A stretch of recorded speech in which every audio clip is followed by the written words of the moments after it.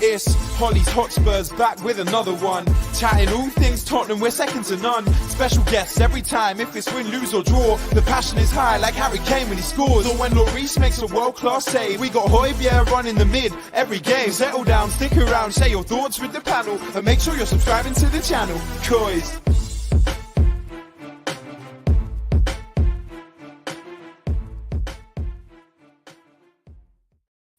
Hello and welcome to another episode of Hollie's Hotspurs Live, where once again we've got a loss to talk about. It's a bit different to last week against Chelsea, where we were all happy days. This week we're all a bit depressed. But with me tonight to dissect everything that went on, or shall we say everything that didn't really quite go on, I'm joined by two fabulous guests at the moment. Hopefully Max will be on his way shortly. But with me first, welcome to the channel,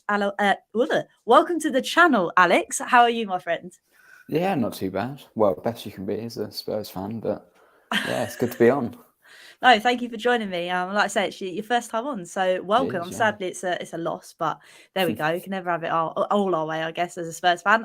We're also joined by Connor. Connor, welcome back. I'm sorry it's a loss, mate. We've got to dissect. No, you're right. Yeah, I mean, it's good to be back. It's just a shame it's for another poor performance and result. You know, it's just Tottenham Hotspur for you, isn't it? You know. It really is. It's proper rough out here. It really is. I mean, not only have we got Wolves, obviously, to talk about, we've also then got that cup game, Alex, which I don't want to spend too much time on, but I thought let's just go for it now while we're here. Again, Tottenham Hotspur have gone out of a cup, Alex, and how does that make you feel? Oh, it's Spurs just summed up, isn't it?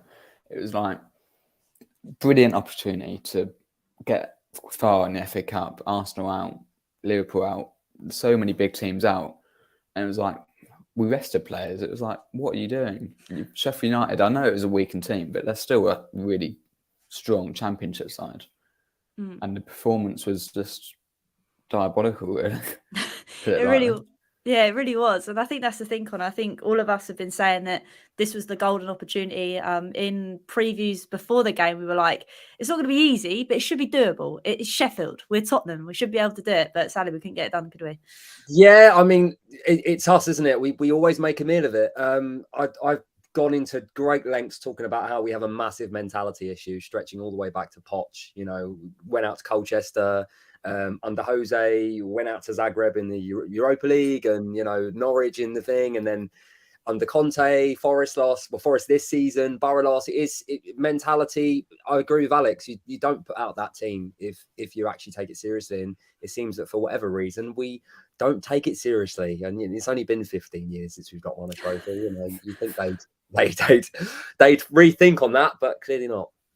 I mean, I'm going to put a spanner in the works because I think I tweeted and said, all right, I get the rotation, but we should still be able to do something with that team, Connor. But like you say, I think it's the mentality. I then remember, oh, hang on a minute, we're Spurs. These players have been here forever. They don't know what winning feels like. So that might be the reason why. But yeah, you're right. I don't know why we decided to go for a weakened team against Sheffield. And then obviously, Alex, we had to turn our heads to another away game to Wolves, which kind of, I was feeling, all right, we'll have a bounce back. But it never really happened, did it? So how did you kind of feel going into this game? Well, it came so quickly after Sheffield. I kind of forgot it was happening because it was like I was so miserable after Sheffield, and it was like, oh, we're back. Saturday 3 p.m, so you couldn't even watch it, and it was just I didn't feel confident going into it. First half it was okay, but then I thought we weren't scoring. It was like it was the most predictable thing ever. That it was going to be a Dharma away, and the Wolves 1-0 win. I know. It just had it, like you say, it had it written all over it. I mean, looking at the lineup, Connor, I mean, that back three, there was no Dyer. Do you think that was kind of warranted with the way he's been playing recently?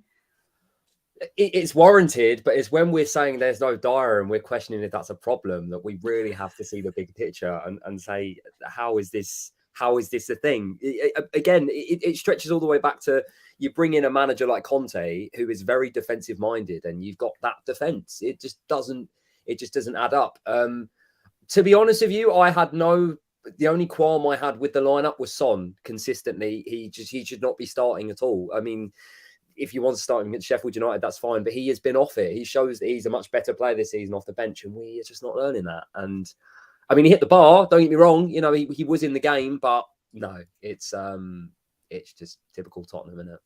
It really is, and that's the thing. I mean, also seeing the likes of Pedro Porro, Alex, in the starting lineup. I mean, Emerson's had a great couple of games with us. Obviously, he got that knock, which meant that Pedro Porro had to step in. Do you think that obviously with Pedro Porro stepping in, he showed what he's got against Wolves, or do you think it wasn't quite there still? No, I think he was probably the only positive from that Hmm. match. Obviously, he had the free kick, which was a great effort. Closest we've come to scoring a free kick in years. In general, he looked a lot more confident. I think a big part of that was having Romero next to him and not Tanganga or Sanchez, who he's had in the cup games. It was like he looked a much more confident player, and hopefully it will stop fans getting on his back so quickly. I think that's the thing, because we kind of have that tendency, Connor, with jumping on players back as soon as they come in. I think, like for example, Kuleveski, we all said he was a bit too slow, and then he's come and done wonders. So I think with Pedro Porro, yes, Wolves, we didn't have a great game, but it kind of showed, like Alex says, it was a positive in that team. I'd agree. I'd say going forward, he looks brilliant. He is what we've needed for a while going forward. Personally, I don't want to dig him out. Personally, I think the weaker part of his game is the defensive side. Not Wolves related. Sheffield United, I didn't think he was great defensively, but I think in general he was a positive. You know, like Alex said, free kick wise, you know, how come that's probably the closest we've come scoring a free kick for a very long time. So yeah, he was a positive. In terms of jumping on players' backs, I mean, look at Emerson. Do you know what I mean? Like, all right, you know, we all love him now. He's a cult hero for us. How many people jumped on his back? How many people said so many things? You know, so we just got to be patient. We just have to be patient with players. It's too easy to judge. I'm sure people said the same things about Bentancur as well, and he's such a miss. You know. Yeah, definitely. I think that's the thing. I think I've kind of learned with Emerson that, yeah, we do need to be patient. But as a Spurs fan, I feel like the patience is running out because of this whole trophy thing. We haven't won one yet. But no, you make some valid points. But obviously, it wasn't all doom and gloom, Alex, as we kind of touched on, because the first half, I felt like we dominated. But it's a bit annoying when your front three can't finish their dinner. Yeah, I mean, I think Wolves didn't have a single shot first half. But yeah, as you say, we didn't score, and it was classic Spurs. I think there was one chance where he was offside, but he blazed it over the bar. It was like a Son of old. He puts that top right corner. Last season, any season he's been here before this season, but his confidence is shot, and it doesn't help when you've got a Son like that. Kane wasn't on it either. Kulusevski, who knows what's happened to him?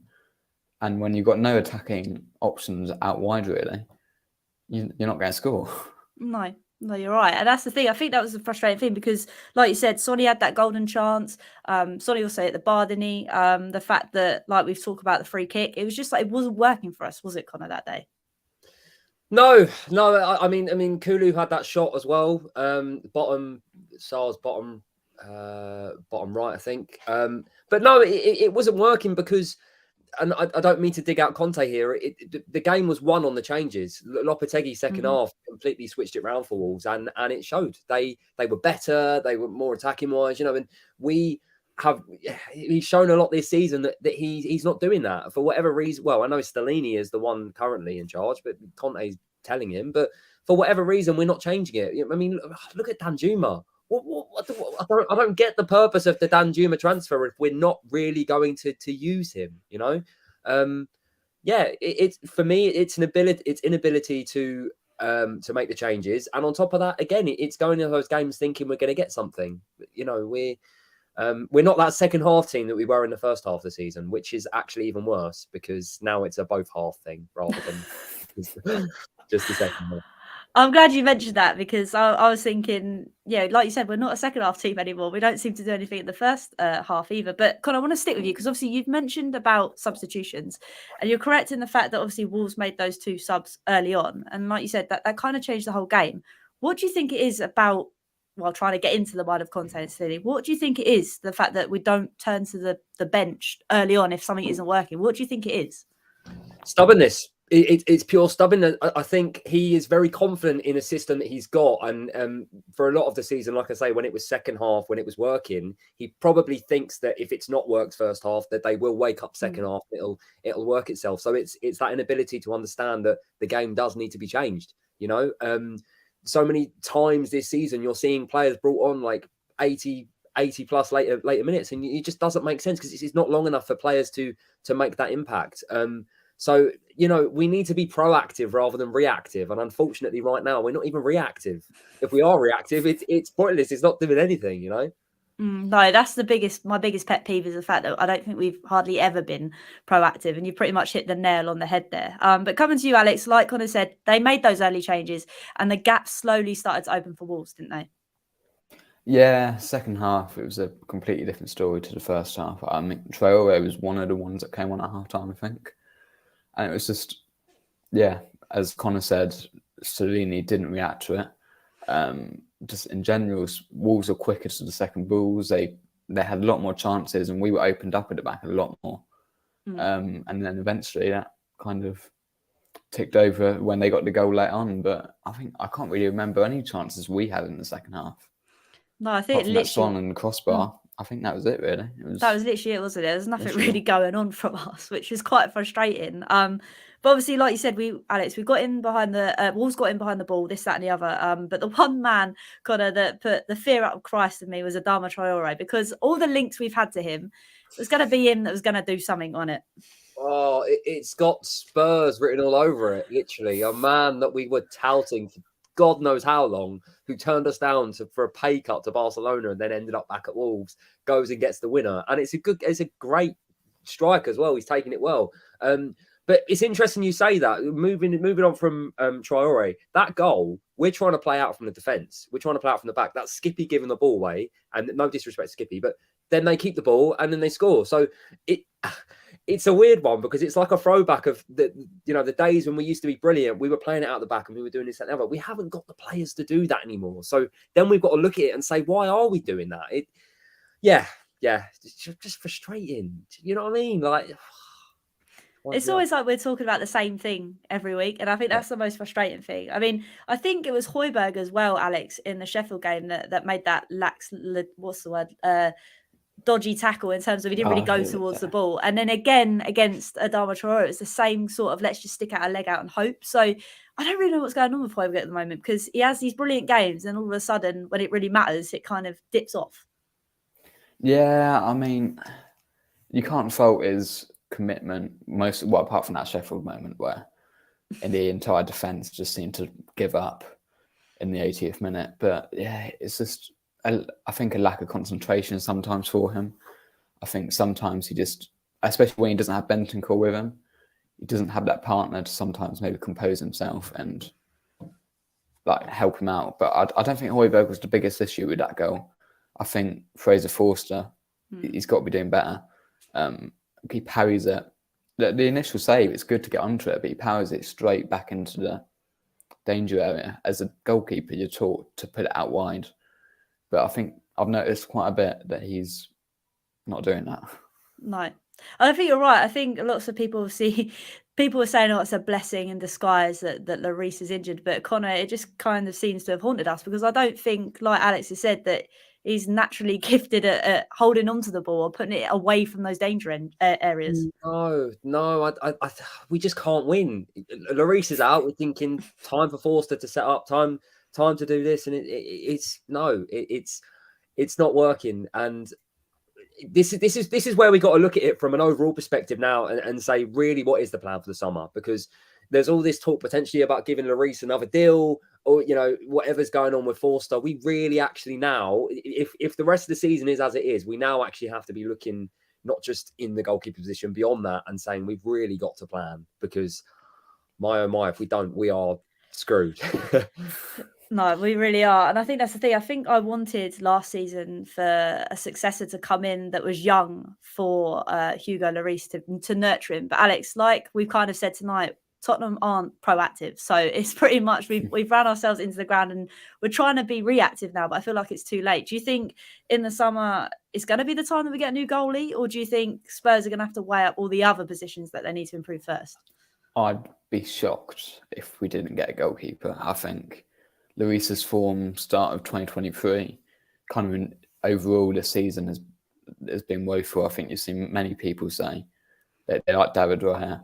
I think Sanchez at Brighton, but even he's been a bit dodgy recently. There's a few others from Europe that I think it will probably be the priority position along with centre back and probably a creative mid. And it's got to be done because I love Lloris. He's been here, it'll be 11 years, I think, this summer. But he's getting on a bit and he's not good enough if you want to be chasing for trophies, which, well, maybe Spurs don't want to do, but who knows? So that's another story for another day. But no, you make some valid points in terms of the fact that we all love Hugo Lloris, but there comes a time when you need to move on. And I think that time is coming. But Connor, I'll come back to you because I know you love talking about subs, which you've spoken about tonight. So I'll come to you for another subs question. And I know you said that obviously Conte left it too late, but it was 77 minutes till we made a first one. And out of all the people you think he's going to bring on, he brings on Lucas Moura. What's your kind of like, what's the thoughts behind that?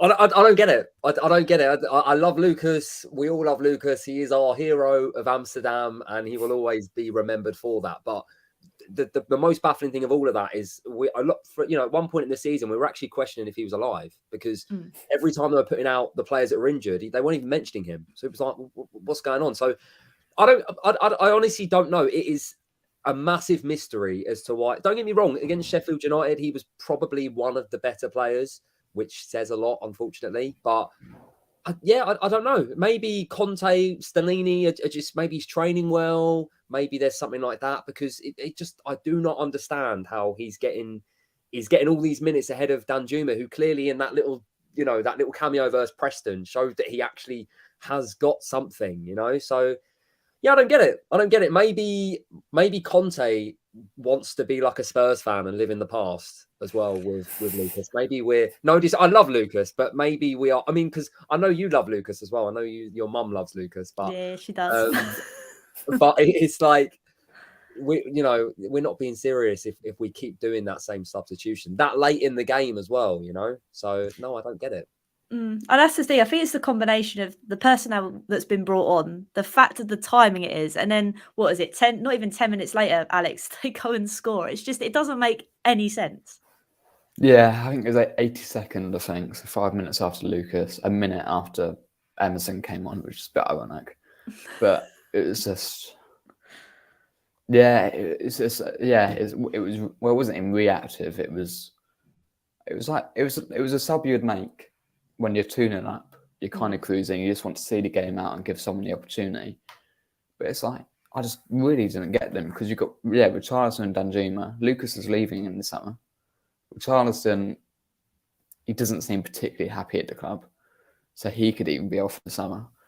And then you've got Danjuma, who I presume we're not going to buy him permanently because, we don't seem very happy with him if we're not going to give him many minutes ahead of Lucas. So it's like, the subs needed to be 50th, 60th minute. Probably maybe even go to 4 at the back. But Stellini and Conte are too stubborn. They're not going to do that. It was predictable.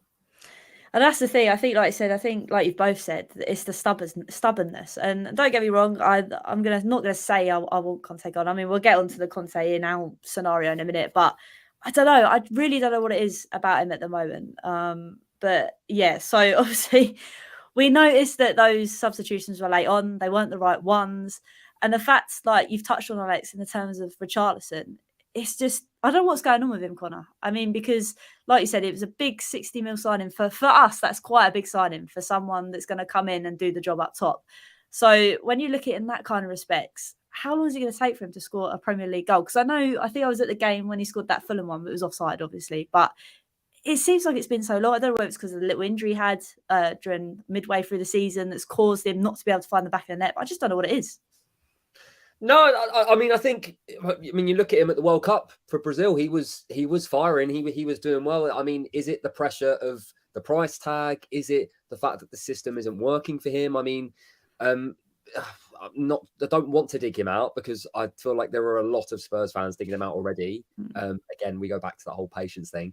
But I think he looked lifeless against Sheffield United. Really, the part of that signing was what we've wanted for years. Someone who can come in and actually maybe fill that Kane role where Kane can actually finally get some rest. And unfortunately, it hasn't looked like that could possibly work at all in the minutes that he's had. And even when you bring him on and it's not working on the wing. So I honestly don't know. Unfortunately, I would have said that if we were still in a trophy, it would be great to keep giving him minutes and just let him have that confidence and that boost. But we're not even in a trophy. Well, we're in the Champions League, but we're not really going to use him if we get through past AC, are we? You know, so. Yeah, I think it's price tag. I think it's pressure. You know, it's massive going from Everton, who weren't in Europe, to Tottenham, who are in the Champions League. So there's a lot of that. But I think there's a player there if he's not lying on the floor all the time. I can't fathom enough why he was laying on the floor in Milan when we were losing. But that's the player that Richarlison is sometimes. No, mate, it's a good point. It does annoy me the way he falls to the floor. Sometimes you're thinking if you just stayed on your feet, you probably could have gone through there. So that is part of his game that he kind of needs to work on.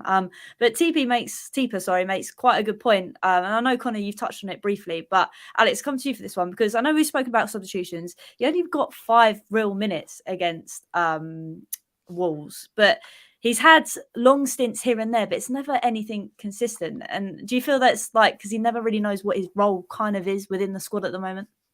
Yeah, I think it's exactly that. What he had probably 70 minutes against West Ham, and he played the full match against Chelsea.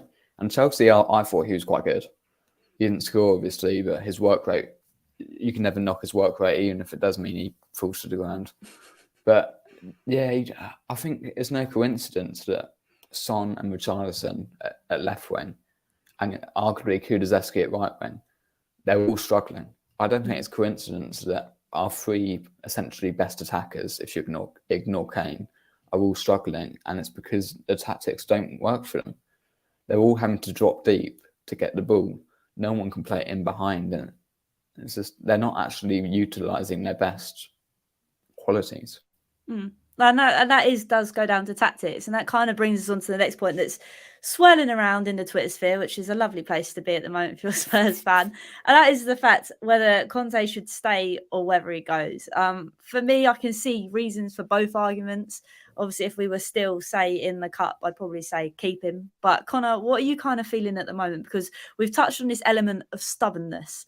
And like Alex has said, we know that Conte is not necessarily going to go after someone like an Eriksen, a creative midfielder, to play balls in behind. So if that's the case, what are you kind of thinking? Personally, the style of football is not pretty, and we would have known that straight away when we got him. We had the same thing with Mourinho as well. I think he doesn't really want to be here anymore, to be honest. Well, no, maybe it's unfair to say that. I think he looks at the current situation. He looks at, as I've said, if you get a manager like that, you have to back him. And I know everyone will say, you spent money in the summer. Yes, but we didn't spend money on actual players in positions that Conte would have needed to make his system work, especially after, I mean, look how great we were the second half of last season. There was such potential there. It was working. Everyone was flowing. Everyone was buzzing, you know? So I love him for that. And if he stays, I will back him. I will not be Conte out. If he goes, I respect him because truthfully, I would run the contract down if I knew I wasn't going to get the players that I wanted to achieve what I wanted. And for me, the FA Cup was the final straw. Now we're out of the FA Cup. We're not going to win the Champions League with Conte. Conte's record in Europe isn't particularly that great, even though he got into, I think it was the semi-finals of the Europa League. But no, in general, it's not going to work, I think. But then we're back in that same thing again of we go and get a new manager. We're all talking about a project manager. We're all going on about Jay's favourite mate, Poch, all of this, that, the other. But again, whoever we go and get, it's potentially the same story. We are backing managers now, yes, but we are doing it too late. This was warned years ago under Poch. When we started getting those players under Poch, they weren't given enough time in Poch and didn't work. We are chasing a lost cause at the minute. So whether he stays, whether he goes, yeah, we're just a mess regardless. And I think he goes because I don't see why he would want to stay at this point. Agreed. And I love the fact you knew Jay was watching just to slip in the Poch comment. But yeah, it is difficult. And I think I'm kind of in the same kind of front with it now because I can't sit here and be like, yay, Conte every time when we're not actually winning and we're out of a cup now. And that was for me why the reason we brought him in to win a trophy. I mean, Alex, what are you kind of feeling right now with the whole Conte situation? I mean, he's not the biggest problem at Spurs. I think there's no coincidence that it's been 21 years since Levy took over. It's one trophy. No doubt, the training facilities stadium, fantastic. But the footballing side, there's been too many mistakes. And I think appointing Jose and Conte in the first place was a dreadful mistake. But the football's not good enough. When fans are paying the most expensive prices in the world for a season ticket, you want to be excited. You're getting one shot on target at every half at best. He's too stubborn. He's not. Obviously, he should have been backed more with the players. But if you don't have the players, don't play the way we are. There's other options available, and he's just not doing that. So I think he'll be gone in the summer. Personal life, he clearly isn't that happy here. He much prefers Italy. I think he made that clear before Milan in the press conference. Obviously, he's had quite a few personal issues as well past year. But so yeah, he'll be gone in the summer, and then we'll probably spend 3 months finding a new manager, just like last time. Putting up with Ryan Mason in the helm of it. Oh my days, deja vu all over again. It's just, for me as a Spurs fan, I kind of get what you're saying, Alex, in the sense that like someone said in the chat as well, like, we're not a defensive team. We like to play as attacking style football. But for me, I was like, but that didn't work under Pochettino. And yes, there was many reasons why that didn't work, because we weren't proactive again. But I felt like the board were trying something new. Also, I think the board were trying to appease fans as well, because I don't think we could have sat through another project and not have had money thrown at it. But it feels like we're in the same place once again. I mean, I'm going to throw this one at you, Connor, from Tipa. Where does Conte go if he leaves? I mean, Alex has mentioned Italy. Do you think if Conte does go, that's probably where he's going to end up? Yeah, I'd say so. I think he's got no other reason to.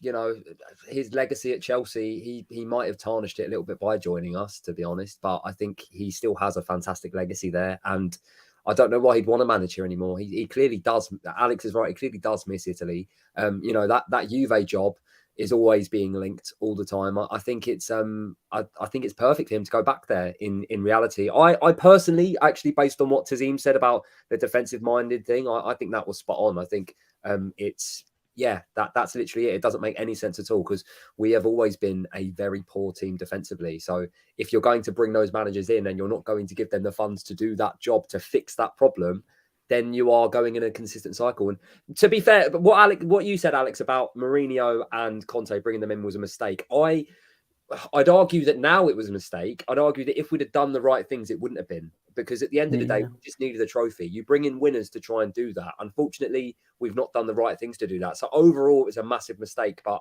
it shouldn't have been. You know, and now they will always have on their CV that everywhere they go, they win a trophy, apart from at Tottenham. Do you know what I mean? So and that's on us. That's not on us. That's not on the fans. That's on the owners. That's on them not actually backing the managers with the facilities that they needed. So sorry, that was a long-winded way of me saying Conte will go back to Italy.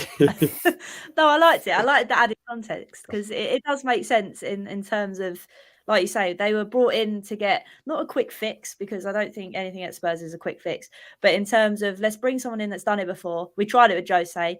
Then we got annoyed because they brought in Nuno. So let's appease the fans to get Conte. And again, they didn't quite give the tools. They thought, let's just give them the manager and then it'll all be sweet. But obviously it didn't work out that way. But Alex, I'll come to you, because Andrew's put in a comment. Obviously, we're talking about if Conte leaves.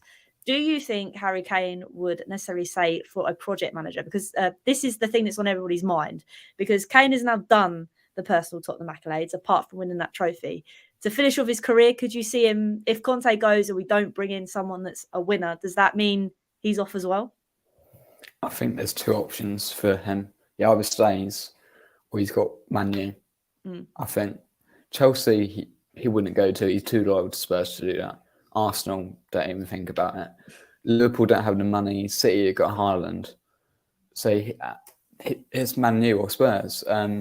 Obviously, Man U, if you ignore yesterday, they were in a much better position than us. Yesterday was just a bit of a who knows, to be honest. But he wants trophies. He's made that clear. And we're not going to win a trophy next season, are we? It probably won't be the next season after. It'll probably be when I'm 50, 30 years in the line. Who knows? It will be like the new Newcastle. But he's got two options. I think personally, I think he'll go. I think, especially if Man U get taken over, they'll want a statement signing. 100 million would get you Kane. He's got a year left in his contract. Levy, obviously, he loves Kane. He's not turning down 100 mil when he can lose him for free next season. So that's what I think will happen.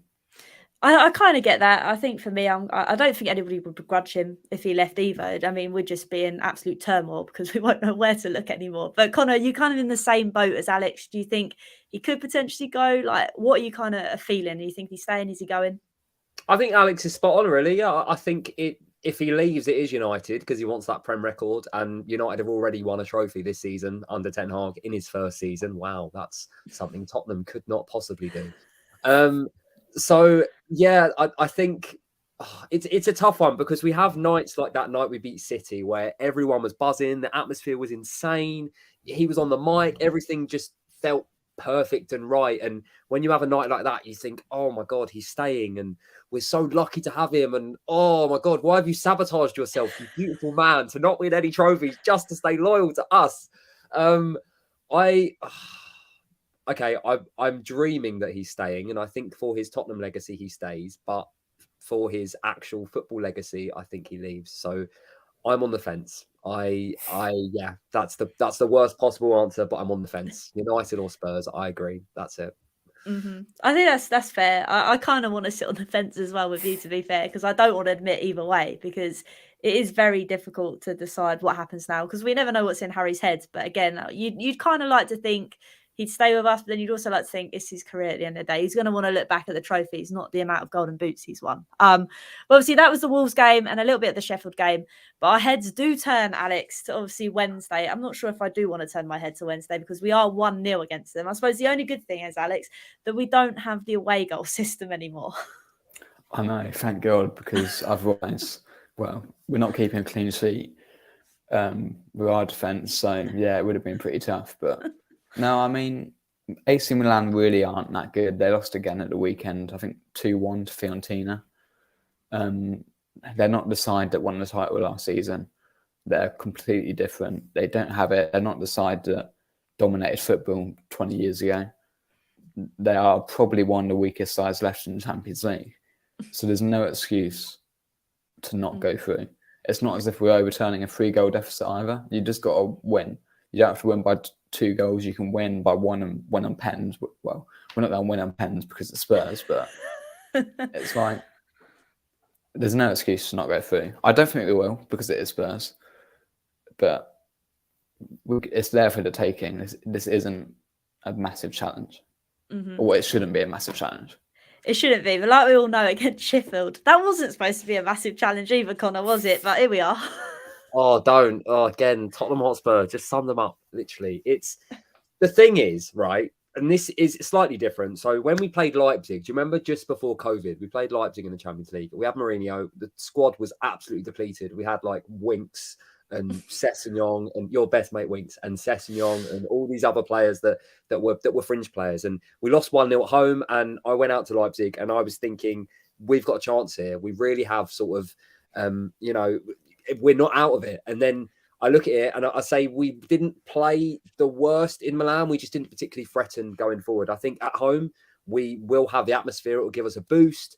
But this is Tottenham. So I want to say we'll go through, but I don't want to get hopeful anymore. I actually am at a point where I just don't want to be hopeful anymore in any trophies because let's face it, if we beat Milan, we don't win the Champions League anyway. So and I'm not going to be one of these people on Twitter that's like, oh, if you beat Milan, you're just delaying the inevitable. We're not going to win it. So it's a waste of time. Why don't we just put out Sessegnon and his mates? You know what I mean? Like it's a tough one. I want us to win and I want us to still think we can go for it. And I do think we can, but I think it will not be, it'll be tight. If we go through, it'll be like, I don't know, maybe like 3-1 or something. So 3-2 on aggregate, it'll be something like that. But that's me expecting that we're going to score 3 goals when we can't even score a single goal at the minute. So yeah, and Darren's spot on. It's the hope that kills us. But at the same time, that makes us love this club even more. And I hate it. I know. Yeah. I don't know how my brain works in terms of, like you said, it's the hope that kills you, but you still sit there and watch it. It's a madness. But like Connor said, Alex, we are at home. So you'd like to think with the crowd cheering us on that we will turn up and Dr. Tottenham won't bow its head. Yeah, I mean, it's probably one of the biggest nights the stadium's had on the footballing side. You got Man City at home, obviously, like the second game we had there, and Ajax, but that's it really with Champions League, and we're a full crowd, so it is one of the biggest nights the stadium has seen, and the atmosphere has to be top notch. I think it made a big difference in Milan. Obviously, I wasn't there, but it seemed pretty good on TV, the Milan atmosphere, and yeah, I think recent games, the atmosphere, it's been the second half where it's picked up when we get more attacking. But from minute one, it has to be. I think you make some Good. valid points because I think the atmosphere for when I went to North London Derby as well, we were all pumped, and then we saw the dross that came out, and everybody was just deflated, and they were like, "Why am I cheering on if nothing's happening?" And I think it is hard going to the game each week and having to pick yourself up. But I think we will play, obviously, the 12th man. I had to do my maths there. I was like, hang on a minute. The 12th man on Wednesday. I'm David. I mean, that is a lovely comment. Thank you for that. But no, it will be difficult. But Connor, do you hope there's some changes? Because I know, like you said, I don't want it to be let's stick Sessegnon mates out on the pitch and see if they can have a kickabout. But do you think we will? You'd like to think we take this seriously. Do you think this will be, like you said, a big change in personnel from what we saw against Wolves? I wouldn't say a big change. I'd say it'll be a change in personnel. I mean, I wouldn't be surprised to see Emerson starting, and I wouldn't mind it. Like I say, we've all actually been won over by him recently. He's been fantastic. I personally, again, I think if you're making a statement, you drop Son and you actually take it seriously, and you say if we need to bring him on, we bring him on. We don't wait however long in the game to take him off. Alex was right. AC have not been great this season at all. The one thing that got me was that their form was abysmal before they beat us in Milan, and then they beat us. You know, that was Tottenham all over. But yeah, I think there'll be some changes for sure. But I think in general, the main thing is that we actually just go for it, you know. Like again, I know I've said, you know, we might even be out if we beat Milan next round anyway. But I think I think Conte and Stellini's integrity is on the line here as well. I do. I think if you're not going for this game, especially after the recent results, then you have got a problem because it's top four and it's the hope of the Champions League. So no, he puts a strong team out. He makes a couple of changes and we give it a go. Hopefully, I'm right. Fingers crossed, 100%. I mean, Tazim said here more than two in midfield, please. I mean, Alex, we know Conte's stubborn, but we've seen ourselves get overrun a few times in the middle. Or do you think, is he going to play that system? Is he going to change the system? Or do you think he's going to stick to his old ways?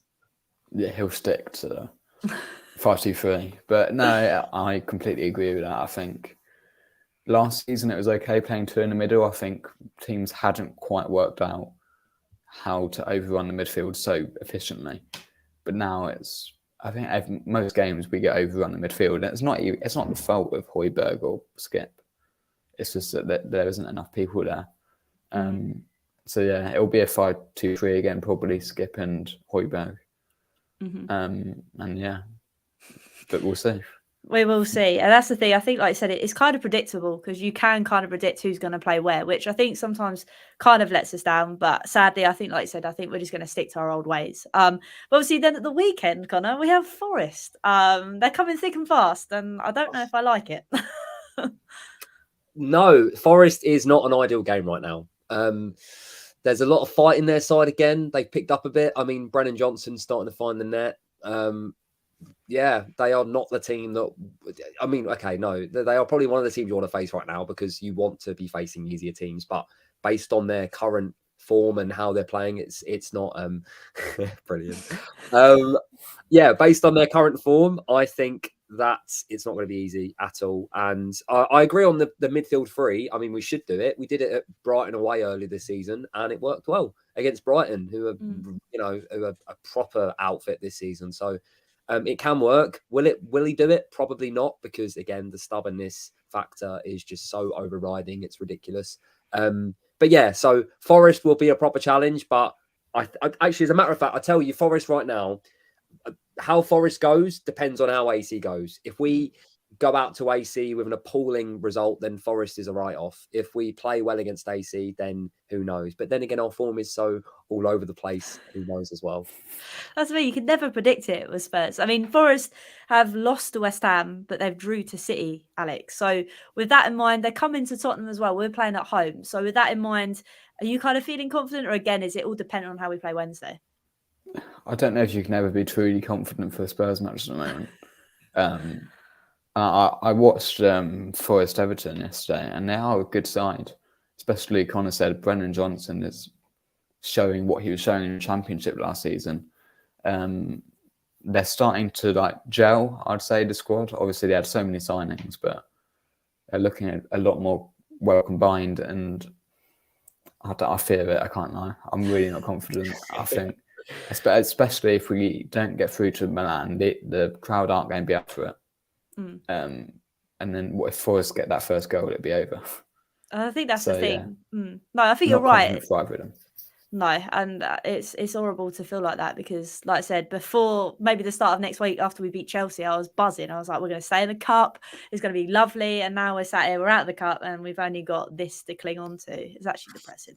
It is proper rough. But that's what you get for being a Spurs fan, I guess. But with that in mind, obviously, we need to beat Milan just to stay in this cup, just to have a bit of fight between us. And like you said, to get ourselves ready for Saturday. But Connor, before we go, I just want to see how you're kind of feeling on the terms of the Premier League, because I know all of us, we wanted a trophy, but that's not going to happen. Do you think reaching top four is going to save the season? Because we had this last year and we all thought we were on a high, when actually we've all gone and crashed and burned again pretty much this season.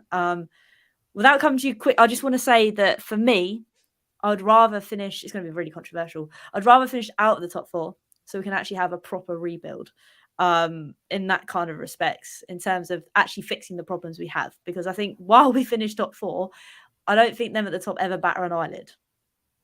No, I you know what? That's a fantastic point as well.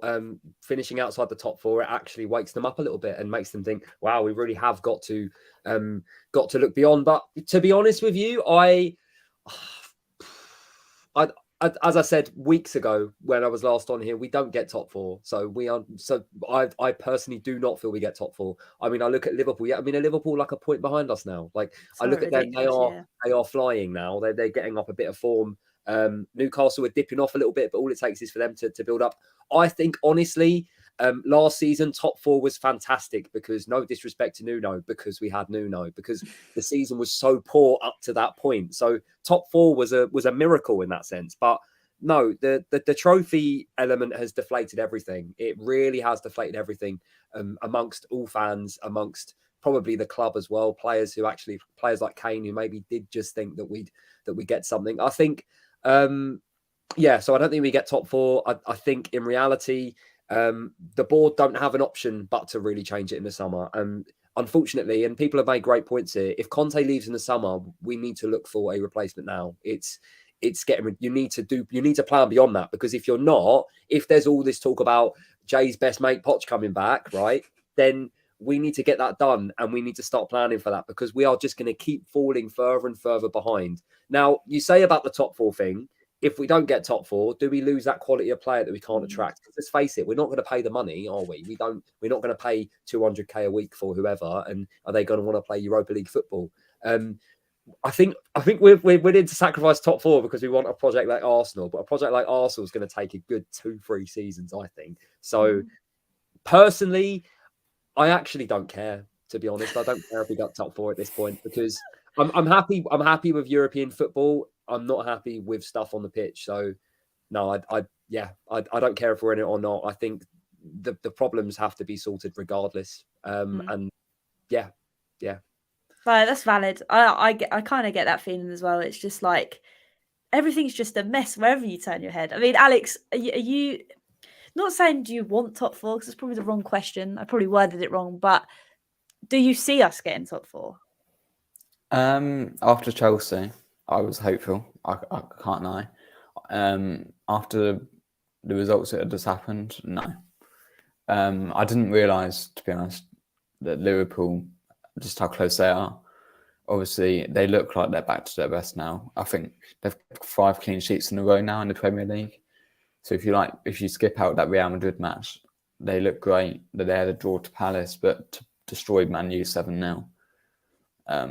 That's incredible. So no, I don't think we'll get it. I think it'll be Liverpool 4th, us 5th maybe, and then maybe Brighton and Newcastle. But it's not over. There's no doubt we can still get it, but we need to show consistency. And our most consistent thing this season has been inconsistency. So yeah, it doesn't look good. No, it doesn't. And I think you're right in that sense. Like, to play in the Prem, you have to beat those sides that Tottenham never seem to beat, or when you're playing teams that are out of form, you have to beat them. We don't seem to do it. I think we've been looking so good because the other teams around us have been playing so bad. So that kind of highlights where we kind of at. But hey ho, we've got more fun to watch till the end of the season. There's only a little bit longer left, so that's a good thing. But no, thank you guys for joining me tonight and everybody in the chat to discuss everything that's been going on the last week. It's been a bit depressing, but it's been a good therapy session. So we'll go around the table and say where we can find everyone. So Alex, thank you so much for joining me for your first time on Hollie's Hotspurs. Where can everybody find you doing your thing? Just on Twitter, really. Alex Smitten 10, I think it is. But yeah, thank you for having me. It's been good to chat about the misery of Spurs. That's what I think. I think when it is this bad, it's quite nice to dissect everything. So thank you, Alex. And Connor, thank you again so much for joining me. Where can everybody find you doing your thing? Always a pleasure. Thank you again. Everyone in the comments, keep liking, keep sharing, keep backing Hollie. She does a great job. You can find me mainly on TikTok, unfortunately. There's my name, CT's McClavinger. Also my name on Twitter. I do have a YouTube, which basically uploads my TikToks, CT's McClavinger. I don't even remember the rest of it. But yeah, so I'm mainly on... I go through rants as well. So if you like a good old rant with someone looking like an absolute mug, then you know where to find me. That is my name. And yeah, but as always, as I say, it's a great pleasure being on, and it's just a shame that things are so bleak right now with the club. You know? It's a madness. If you look at last week's show compared to this week's, it's like how everything can change in like a week. It's mental. It's crazy. I know. Oh, but no, thank you guys for joining me, and thank you to everybody else in the comment section. I'm sorry for the last 2 videos. I was so like out and about. I was like, I am not doing a video on an instant match reaction of what I've just watched and witnessed. So I do apologise for those. But hopefully Wednesday I'll have an instant match reaction, and obviously Hollie's Hotspurs Live will be back next Monday at 7 p.m. with some other guests. I'm going to try to keep doing this and be like, come on, you Spurs. But yes, like we always say, come on, you Spurs. And hopefully next week we're a little bit happier, to say the least.